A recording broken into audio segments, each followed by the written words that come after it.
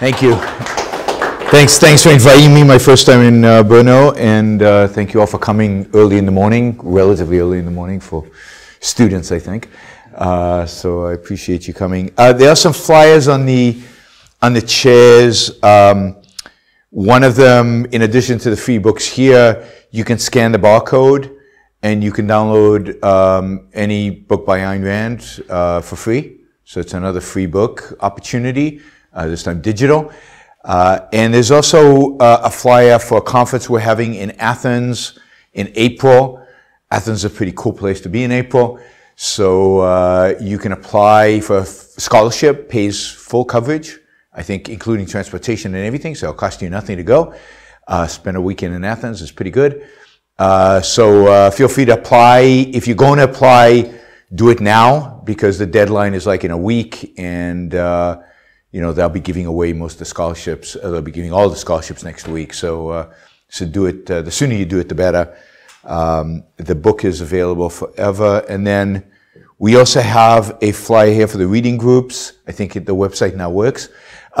We weren't handing this out yesterday. But if you've read Ayn Rand, if you've read some of her books and you're interested in getting together with other people to kind of talk about her ideas, we're setting up reading groups, including Europeans and Americans, on Zoom, I guess, or something equivalent to Zoom. And so it's a fun way to kind of engage with the ideas and engage with other people who are interested in the ideas. So I think they're doing reading groups for both the fiction, Atlas Shrugged and Fountainhead, but also for some of the nonfiction books. So again, a good way to kind of socialize and study the ideas. All right, so today we're talking about the morality of capitalism, which I think is particularly crucial to an audience, to kind of a Students for Liberty audience, and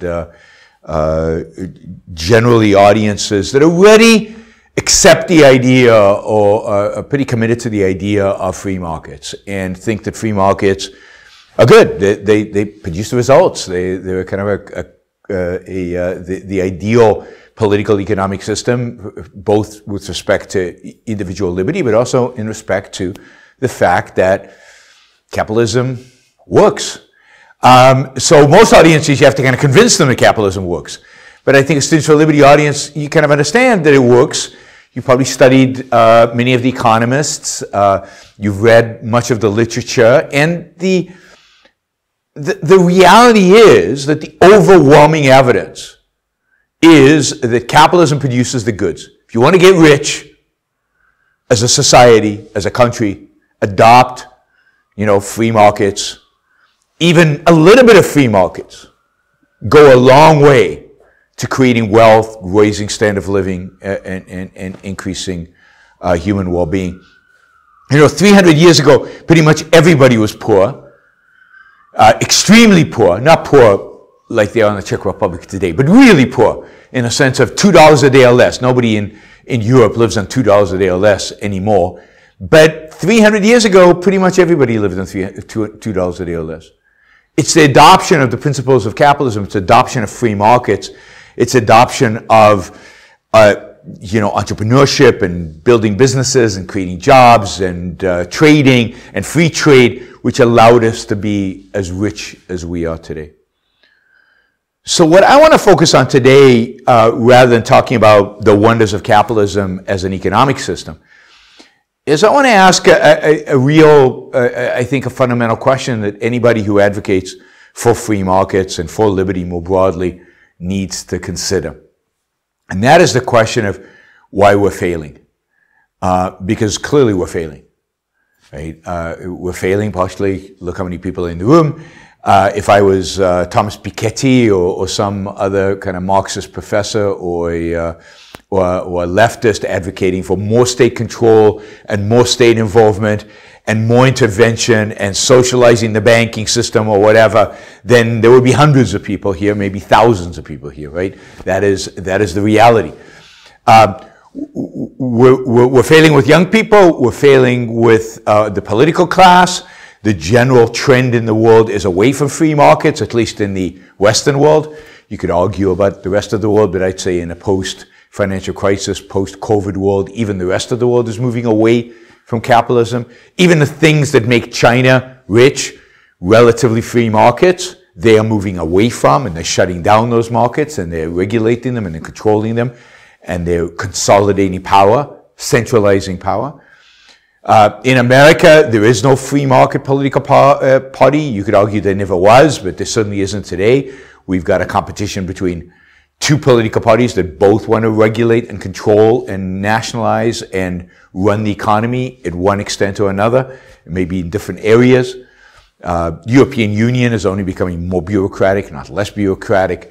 You guys are committed to, I guess, becoming even more integrated within Europe, Czech Republic. So, in terms of economics, so, you know, there was a period after the fall of the Soviet Union where vast parts of the world were moving towards more freedom, more capitalism, more free markets. That seems to have stopped, and the trend is again towards greater socialism. And the question, of course, is why? Why are we failing? If all the facts align with our view of the world, if all the facts align with the idea that capitalism actually works, if people really care about their own well-being, if people care about wealth creation, they care about having a job, they care about being able to afford a good living, then why don't they just realize that capitalism is the way to go? Because it is. It's the only system in human history. Even if people care about poverty, the only system in human history that's brought people out of poverty is capitalism. So, you know, so from an economic perspective, I think we won the debate a long time ago. I guess there's that rap song, Keynes versus Hayek, right? Hayek wins that, right, easily.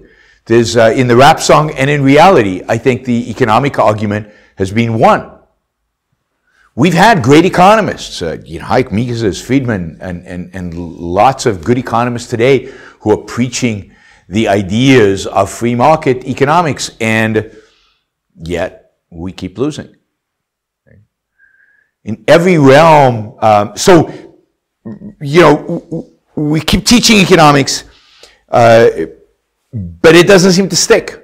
It doesn't seem to really have an impact. It doesn't have an impact on politics, but it doesn't have an impact on the people. People, in a sense, are not interested. So again, the question is why? Why, in spite of all the great economists, in spite of the fact that we have the arguments, in spite of the fact that if you just have eyes, you should be able to see that capitalism is better than the alternatives, people reject it. And here, you know, when I talk about seeing capitalism, I mean relative capitalism. Relative freedom, because we don't have real capitalism. For me, capitalism is the complete separation of state from economics. Real liberty, with no involvement of the state in our economic lives. That's what capitalism means. We don't have a country like that. We've never, maybe, ever had a country that really was fully capitalist. But the reality is, the closer you get to it, the better off people are materially. So is it that people don't care about material well-being? What is it? What's going on that seems to make it so difficult for us? And at the same time, we see that who is succeeding among students. Certainly, the left seems to get a lot of enthusiasm, a lot of interest. Leftist economists are celebrated in the media and politics, but also at the university. And what is it so appealing about socialism? What's so appealing about the socialist state? You know, particularly here in Europe, where you experience socialism in the past, you know the consequences. Why is it on a rebound? Why are people interested in it? Why do people keep coming back to it? And on the right, you see why is the right abandon capitalism and embracing all kinds of forms of statism and central planning and controls and an attempt to run an economy and not let markets work. So what is it about, I think, humanity today that rejects capitalism? Because they clearly reject it. And it's, you know, there are no political parties anyway, as far as I know, who are semi-successful, never mind successful, but semi-successful, that run on a platform that is even semi-capitalist. And I think the answer to that is not to be found in economics. Again, I think we won the debate. It's not to be found in history and current events, because history and current events only support our claim that capitalism works. I think the challenge is, the fundamental challenge is, that capitalism is viewed as an immoral system. Capitalism is viewed as maybe a system that works, but that's just not nice, just not pleasant, certainly not moral, certainly not ethical. And in the end of the day, what trumps economics and what trumps material well-being is that people want to be good. They want to do what's right, what's just, what's virtuous, what's good. And that is inconsistent with capitalism. Because what is capitalism about at the end of the day? Or more simply, what are markets about? When we go into the marketplace, right? Why are we going into the marketplace? Why are we going to participate in a market? So some people come as producers and sellers of stuff, right? So, you know, Apple produces this. Why does Apple make the iPhone? To make profit. What else? Is that the only reason? People want to buy it. Yeah, people want a lot of things, but we don't supply everything that people want. Or, you know, and people didn't know they wanted to buy them until Apple produced them. I didn't know I wanted an iPhone until Steve Jobs taught me that I wanted an iPhone. That's what great producers do. Great producers teach us what we want and how much value they can create for us. But why did Steve Jobs build this? Money, obviously. Make a profit. What else? Prestige, maybe? I don't think. I mean, for some people it might be prestige. I don't get a sense that Steve Jobs cared about prestige. But what did he care about? He cared about having fun. He cared about just the joy of building something beautiful and building something he believed in and doing something amazing. Steve Jobs enjoyed running Apple. He enjoyed making an iPhone. He enjoyed projecting his vision onto a material form and creating something that didn't exist before. At the end of the day, who did Steve Jobs build the iPhone for? Well, himself, either to make money off of it or to just enjoy the fun, the excitement of building something, right? Hopefully, when you guys go out and work, you'll enjoy the work that you do, and you'll go to work not just to make a living, but because you love it, because you enjoy it, because it's fun. But either way, producing this is about you. It's about the person who produces it. The seller sells his products to you, not because he likes you, not because he loves you, not because he cares about you, but because he's trying to make a living and he's having fun doing it, hopefully. And when I bought my first iPhone was in 2008, and the U.S. economy was going into recession.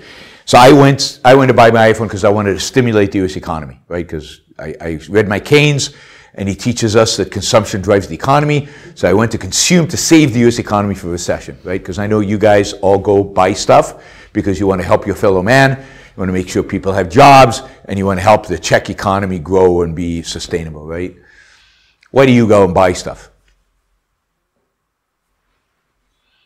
Why do you buy stuff? For pleasure. Yeah, for pleasure, because you need it, because you want it, because it'll enhance your life in one way or another.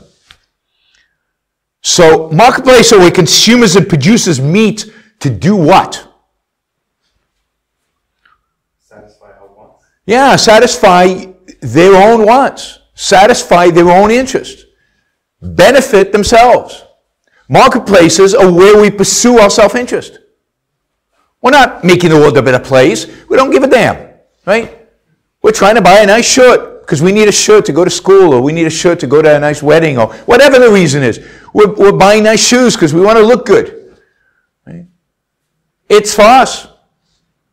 And this isn't a new observation. Adam Smith in The Wealth of Nations writes that the baker doesn't bake bread for you.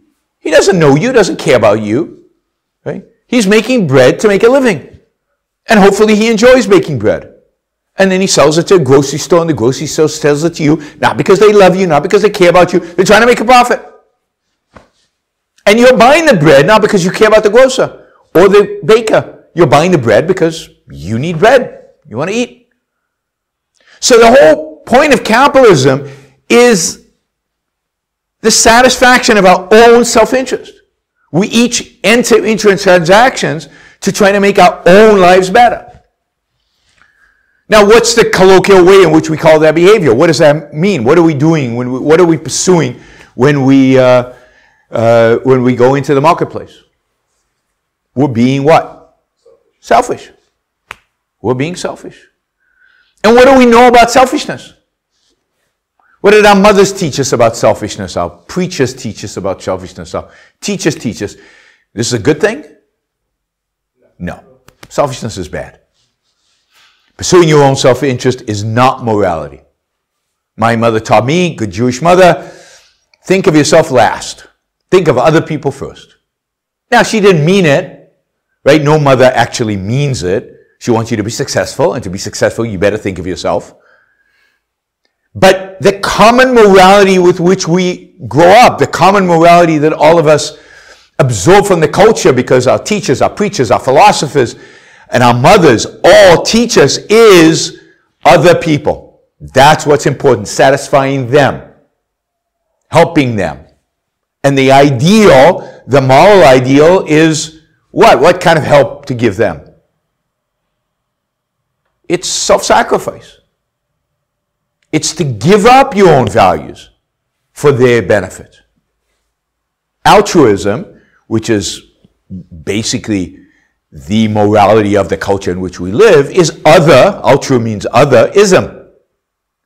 It's the focus on other, not the focus on self. It's the negation of self. To be morally good, to be morally heroic is to be selfless.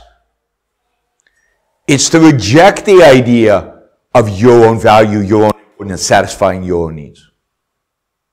And notice that capitalism is about what?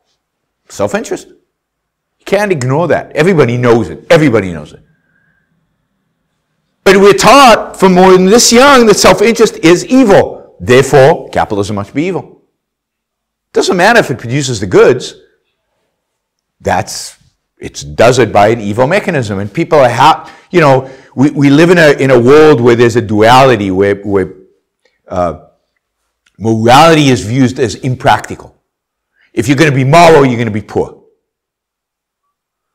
Wealth is associated with immorality, pursuing your self-interest. And it's not even that this morality, altruism, is about helping other people. Because if we cared about other people, really cared about other people, then what is the system that has made other people best? Well, capitalism, this is Adam Smith's argument. He says, the baker is self-interested, but we don't like self-interest. Self-interest is bad, he says. If you read his theory of moral sentiment, he's not about self-interest. He's against self-interest. But he says, but it turns out that in a capitalist economy, if everybody does act self-interestedly, there's like this invisible hand that aggregates all the self-interested actions that makes society better off. And everybody's better off. So it is altruistic because other people benefit from it, in a sense. But nobody buys that. Nobody buys that because you aggregate a bunch of sins and you get a virtue. You get a good outcome. The sin is self-interest. If you aggregate these self-interest and you mix in, an invisible hand, somehow you get something good. That just doesn't jive, right? Bad and bad and bad and bad is even worse. It can be something good. But even if Adam Smith is right, that somehow other people benefit from your acts of self-interest, and what you should care about is other people, it turns out that's not what they really care about. It turns out that altruism is not concerned with other people in the end. Because think about it. Let's take an example. Bill Gates, when he was at Microsoft, and I know Bill Gates is a controversial figure these days, but forget COVID. Bill Gates, before, when he was at Microsoft, how much did he contribute to the world?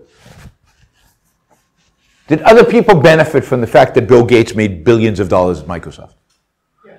Yes. How? We're all using Windows.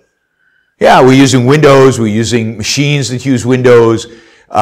Many of us have jobs that are, what do you call it? Jobs where we program for something, that something uses Windows. The reality is that Microsoft changed the world. I mean, the goal of Microsoft, when it was founded, was to have a computer on every human being's desk in the world. That every human being in the world would have a computer. We're not quite there. Not every single human being, but like a huge majority of people in the world have a computer. And a lot of that is because Microsoft drove the price down and drove usability up.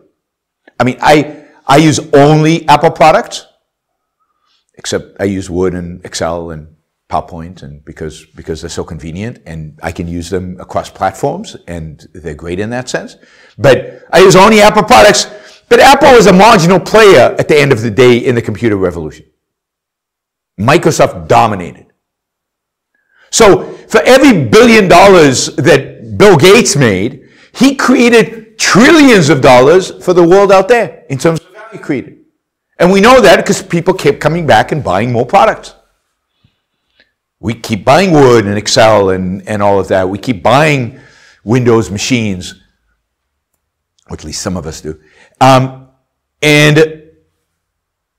you know, Microsoft has only grown, and now you get to play with ChatGPT, thanks to Microsoft. So Bill Gates made the world a better place as he became rich. Even the poorest people in Africa who get foreign aid, food delivered to them in order to sustain them. How does that food get there? With computers that run the logistics, that cut the cost. Even they benefit from the fact that Microsoft exists. No human being on the planet Earth, I think, has not benefited from the existence of Microsoft. Even people who hate Microsoft thoroughly and only program in Linux or something and despise yeah, I know people like that, right? It doesn't matter. The ecosystem wouldn't exist without Microsoft. And yet, what was our view of Bill Gates when he ran Microsoft? Positive. We love the guy because he helped so many people and the world was a better place because of it. No, we hated him. And indeed, you guys are too young to remember this, but when the Justice Department in America went after Microsoft and tried to break it up, everybody cheered and everybody thought it was so cool. And finally, we're going after a billionaire and we're going to get him, right? Why? He was helping a lot of people. Indeed, if you compare Bill Gates to, like, I don't know, Mother Teresa, who helped more people? Gates, by far. It's not even close. I mean, Mother Teresa helped a few thousand. She helped them go from, you know, almost dead to poor. Not more than that. She actually resisted helping them go from poor to not poor because she believed the meek shall inherit the earth, so you wanted a lot of meek people.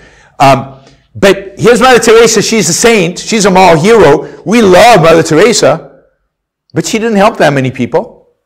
So what's the fundamental difference between Mother Teresa and Bill Gates?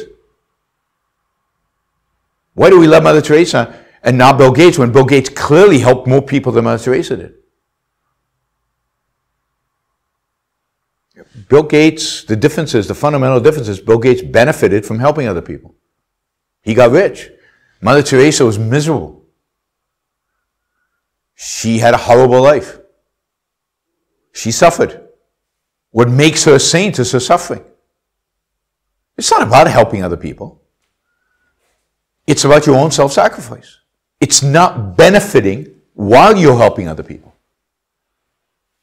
So like Bill Gates, when he ran Microsoft, was hated, despised, because every time he transacted with other people, they were benefiting. Yes, we understand that, but so was he. That self-interest that we talked about earlier, that's no good.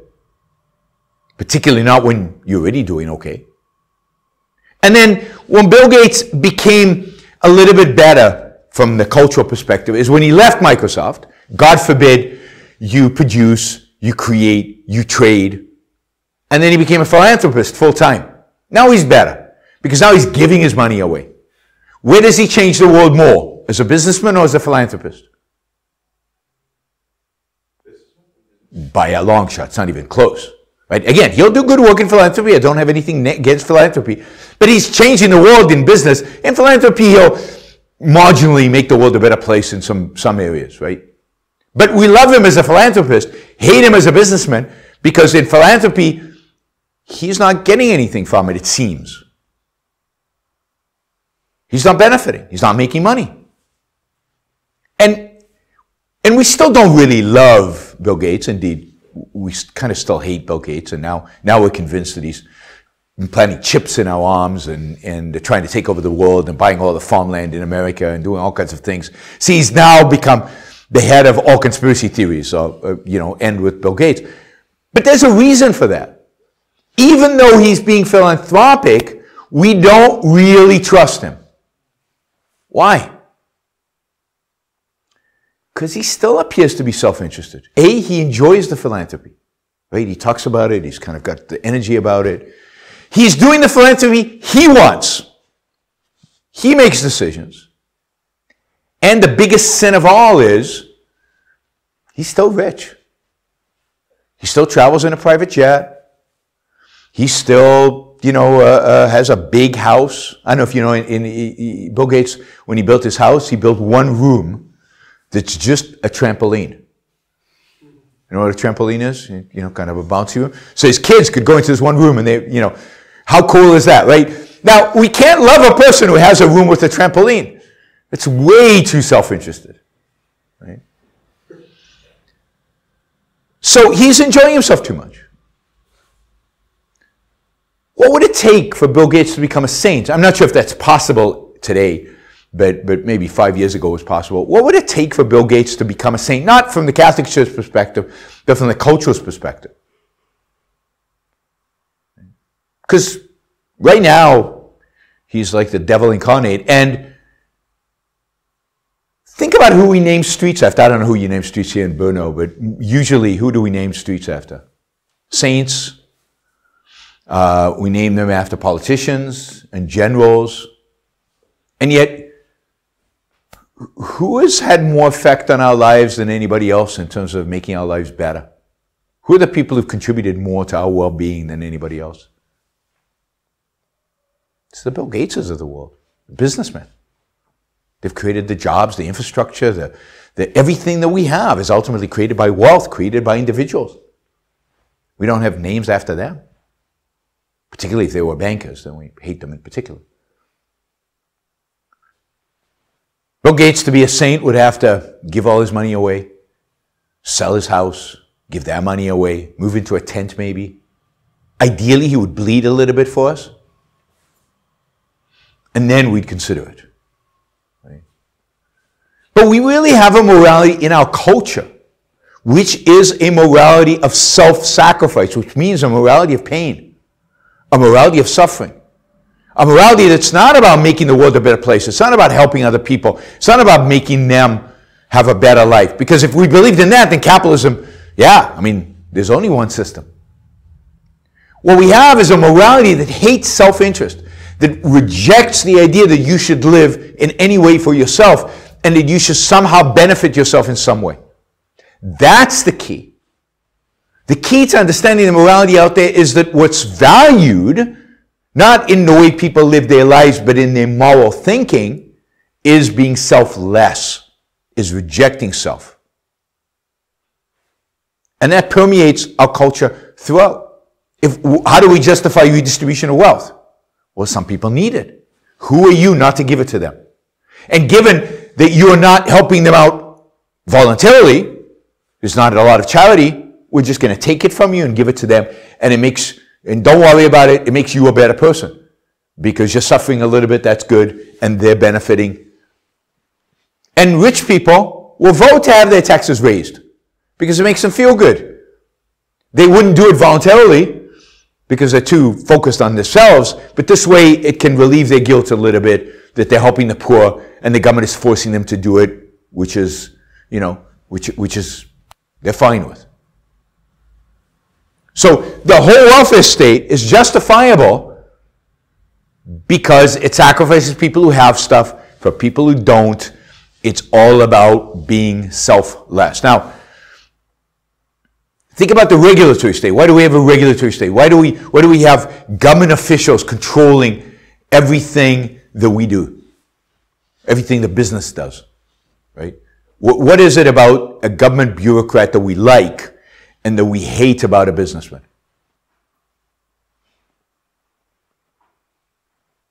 What are businessmen about? We said it earlier, right? Making money for themselves. Making money for themselves. They're about self-interest. What's a bureaucrat about? I mean, in theory, what are they about? They're protecting us. Yeah, they're for the common good, the public interest. You know, they're for some amorphous thing, but it's not about themselves. Now, if you've ever read, in economics, there's a whole field of economics called public choice, which talks about the incentives of bureaucrats. It's worth reading. You realize they have their own incentive structure. Maybe it's not about making money. Sometimes it is. That's why they take bribes. But sometimes it's about other things. But you can't divorce them from the process. But the idea is they're there for the public interest. They're there for the common good. They're not motivated by self-interest and certainly not motivated by money. And so they're okay. We don't trust a businessman because they're self-interested. We just don't trust self-interest. So every regulation you ever get is always justified in a sense of, we can't trust that guy. Why? Because he's self-interested. Why? And what do we associate self-interest with? Selfishness. Yeah, but what is selfishness associated with? Bad. Evil. Bad, evil means what? What kind of actions? Lying, cheating, stealing, fraud, deception. Do whatever it takes, right? You do whatever it takes to get your goal. So we think businessmen are self-interested. That means they're selfish. That means they're lying, cheating, stealing, son of a bitches. And if they're that, we better control them. We better have somebody who's not a lying, cheating SOB. That is, who's not selfish. Monitor them. And that's why we want government. We like government because government is not about self. And we're shocked sometimes when a politician does something in their own self-interest. And that's horrible. They're supposed to be for the common good. But what is the common good? And who gets to define it? And where does it come from? And what is it? The arguments of creating central banks were individual bankers have too much power. But the central bank has 1,000 times more power than any banker had. But we trust the power of the central bank. Why? Because it's for the common good. They don't make a profit. Like the chairman of the Federal Reserve right now, I know, Powell, right? He doesn't get a bonus. He gets a government salary. But the guy running JP Morgan, right, Jamie Dimon, he gets $5 million salary and a $20 million bonus. We hate him. We love Jerome Powell, because he's not doing it for the money. He's not doing it for himself. So in my view, the number one cause for our inability to convince people about the efficacy and the value of capitalism is that it is perceived as immoral, and most people in the freedom movement, most people who advocate for capitalism don't want to talk about morality. Because that's too controversial, and we're economists, or whatever, right? And they don't take philosophy seriously enough. And this is why I think everybody should read Ayn Rand, and this is why I think Ayn Rand is the most important figure in the liberty movement, in kind of the cause of liberty, because I think she's the only one who takes this on directly and actually presents an alternative. She actually asks the simple question of, why should I live for other people? Why are other people's lives more important than mine? Why shouldn't I be selfish? What is right with sacrifice? What is good with sacrifice? You have one life, one opportunity at living. Why spend it on other people? Why not spend it on yourself? And what Rand does is she offers us a moral code focused on self-interest. And what she shows is that self-interest is not about lying, stealing, and cheating. Indeed, lying, stealing, and cheating are not in your self-interest. They undermine your ability to live a good life. They undermine your ability to truly be self-interested. So to be self-interested means to reject lying, stealing, cheating. And for Rand, to be self-interested is to be human, fully human. What does that mean? What is it that makes human beings unique? What is it that allows human beings to survive in this world? Because it's interesting. We're not born with the genes for hunting. We're not born with a gene for agriculture. We're not born with a genetic, program that tells us exactly what to do. Animals are. Other animals are.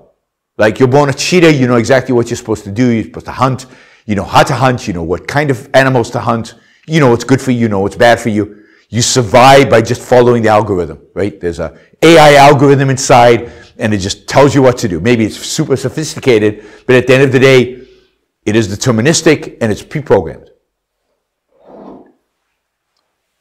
In what way are human beings different from that? We're rational beings. Yeah, we're thinking beings. We don't have the programming. I don't care what evolutionary psychologists tell you. It's mostly bullshit. We're not programmed.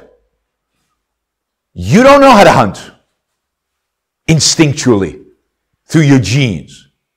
You can figure it out. I bet any one of you, if I dumped you in the forest somewhere with nothing, you'll figure it out. But it's the figuring out that makes us human. And figuring out means what? Using our reason, using our rational faculty to observe the world out there and to find solutions. Integrate our knowledge and find solutions, and then go to our environment and change it in a way that it makes it possible for us to survive. So you might build a bow and arrow. Now, we don't be cheating because we've already seen bows and arrows in movies. But imagine the first human being who invented a bow and arrow and the kind of process they would have to go. Again, they didn't have a gene telling them, bow and arrow, this is how you do it. They had to experiment with different pieces of wood. They had to have a conceptual thought about what it means to project a projectile over long distances, what it means to pull a string. All of that was massive, like Einstein-level innovation, Microsoft-level innovation, right? We take it for granted. Or the idea of agriculture, right? Drop a seed, and you water it, and a plant grows. Like we knew that when we were 2, 3, because somebody told us that. But somebody had to discover that. And it was probably some genius, 50,000 years ago. We probably burnt him at the stake, right? It's what we invented fire for, after all. And to burn the geniuses at the stake for.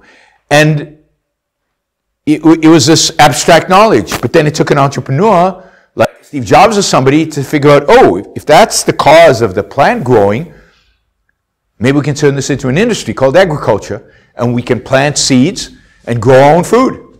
How cool is that? Right? Reason, rationality, figuring stuff out, thinking, using our senses to know reality, understand it, integrate that knowledge at higher and higher levels of abstraction to be able to understand the world out there. That's what makes us human. That's what allows us to survive. That's what allows us to flourish and thrive. So for Rand, to be egoistic, to be self-interested or selfish, is to be a thinker. It's to use your rational mind. To use your rational mind to solve the problem of human survival and human success and human flourishing. For what purpose? Well, what purpose do we have? Again, born, die, one lifespan, there's no afterlife. Well, to be happy. To be successful, to thrive, to take this one life we have and make the most of it. Live the best damn life we can live. Rand provides us with a moral guide for that. And her whole orientation in morality is not how to sacrifice and die for others. Her whole orientation in her morality is how do you live well so that you can live a great life. And that's what morality should be. That's kind of a project Aristotle started 2,500 years ago. His project is not about sacrificing. It's about, okay, what are the ways in which to live a good life? How do you live a great life? And we could argue about what are the right virtues, and what are the right values we should pursue in order to lead a great life. But the idea that a great life, an individual great life, is the goal, that should be at the foundation of morality. That's what ethics should be about, instead of this idea of sacrifice, selflessness, otherism, which is just such a waste and so destructive. And if you are self-interested, if you embrace self-interest as a moral code, you realize that, why is lying bad for you? Why would lying be self-destructive, for example?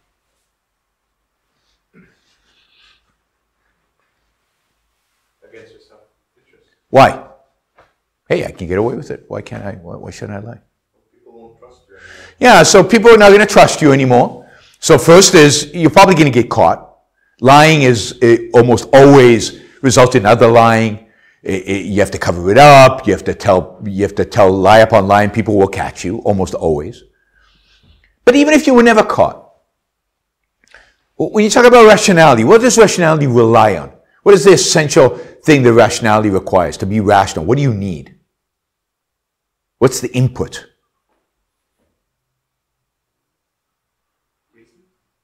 No, reason is the faculty that does the rational thinking. But what is the input? What do you input into the Information. Yeah, facts, information. So facts about reality, in a sense, truths. Because the fact is that once you embed lies into your reasoning, into your rationality, there's a term in computer science: garbage in, garbage out. The mind is the same way. If you bring in lies, your machinery will spit out nonsense. So for your own self-preservation, for your own success in taking care of the most important thing you have, which is your mind, you want to deal only with facts, with truth, with reality. So when you lie, even though you know you're lying, you now have some falsehood in your mind. Some truth, some falsehood. And the more you lie, the more space the falsehoods take up. And people who lie a lot at some point don't even know they're lying. It gets all messed up and mixed up. That machinery that you rely on, that requires facts, that requires truth, otherwise is going to fail you, you're screwing it up. That's the fundamental reason why lying is not in your self-interest. It's because it messes up reason, it messes up rationality, which requires adherence to reality, to the facts, to truth. So if you're self-interested, you don't lie, cheat, and steal because all of those undermine you. And what do you want? You want to be left, if you're self-interested, what kind of culture, society do you want to live in? You want to live in a society that allows you to pursue your values. You want to live in a society where you can get the facts, come up with decisions, whether people agree with them or not, you get to act in the world based on your own judgment. Free of, what is the one enemy of my own judgment? What's the thing that can restrict my judgment?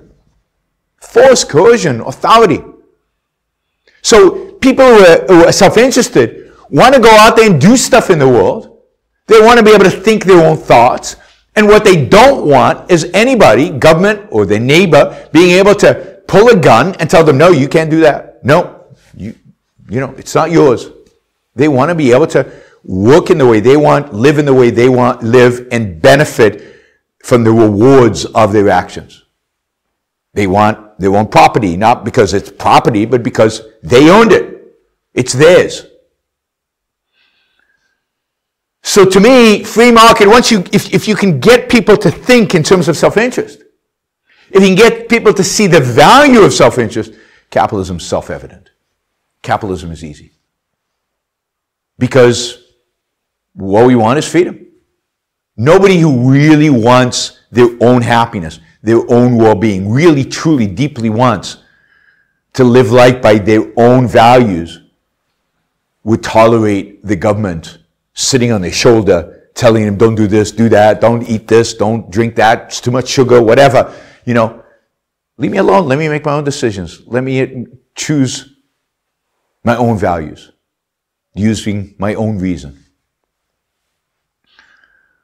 So economics is just, I think, a consequence of the economic system that we have is just a consequence of our morality. If you're an altruist, if you believe in self-sacrifice, socialism is great. Because you're sacrificing some people for others all the time. People are poor, that's fine.